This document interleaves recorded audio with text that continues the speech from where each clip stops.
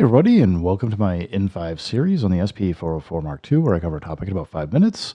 On my Should You Backup Between Firmware Updates video, Bait and Sopo says, my question would be, how often would you wipe out the SP404 for new projects and samples? And I think I'm going to probably put this into a why do I change projects, or what am I doing with projects? I would say, first of all, my project management in some ways is kind of terrible. I've got a notebook where I write things down, and I try and keep a good sense of what is in different backups. I think I'm on backup 10 or 12 at this point for having just done videos on the SP404 Mark II, just having all kinds of just data sitting around that I probably don't use that much, but I probably should go back through and figure out what to do with it. But that said, it varies. Like right here, I had recorded a external song or a song externally and wanted to put some SP404 Mark II effects on it. So here's a song that I did. I don't know if it was for a beat battle or something, but this is a song here.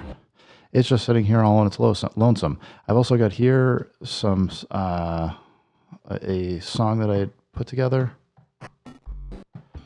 I think I did this on a live stream. I was just like, I'm not really worried about archiving this or anything. Was just kind of messing around with, I think, the Dig Dug DIY Purple Rain, and ended up with this.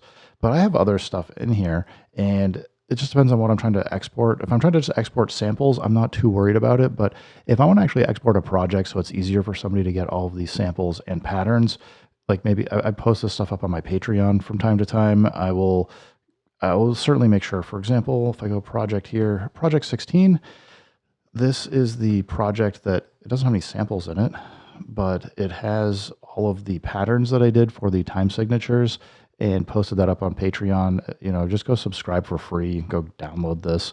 I'm probably going to get some updates written up on the guide as well, talking about where to go get this and how to use it. But, you know, nothing super exciting in some ways, but you want 7/2 time, you've got it.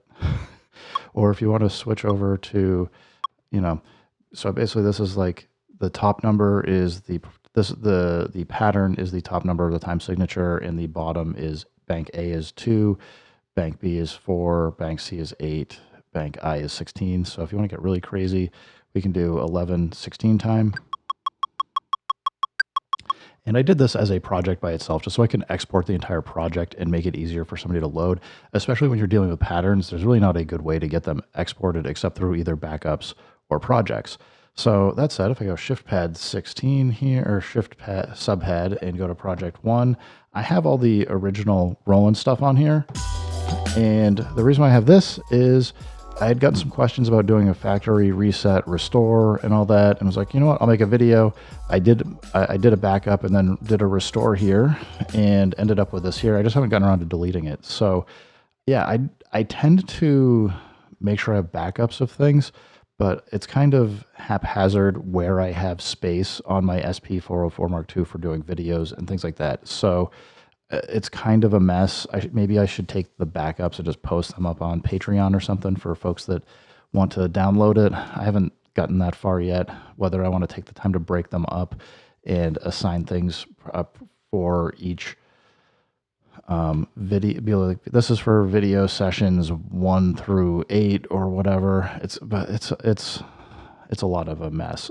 So I would say basically for me personally, if I have a project where I want to make sure people can get access to patterns and samples, I try and keep those projects fairly clean at this point so that people can get in and go use them and download them, or I can do the same thing myself. Makes it easier to rename and understand what the heck is actually in this content. And if I'm just doing like in December's, I've been doing the sample advent calendar stuff where it's like, here's just a ton of samples, go nuts and go do whatever you'd like with them. I don't really mind that being too much of a mess. It usually takes like 3 projects worth of space to get all of like 16 samples a day. So that ends up using up about 3 projects.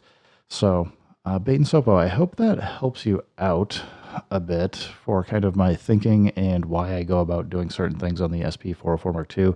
I probably should think about a little bit better management so I can get a way to post stuff up for people more frequently and go work with it. But it is what it is. I kind of have made my own mess here by not really thinking too much about it, and just kind of I'll just be like, oh, I'm gonna go. There's a free bank here. I can go do my video on some stuff and then move on. Anyway, thank you for the question. Hope it helps. Everybody, thanks for stopping by. Keep making music. Keep having fun. Remember, if it sounds good, it is good. And peace.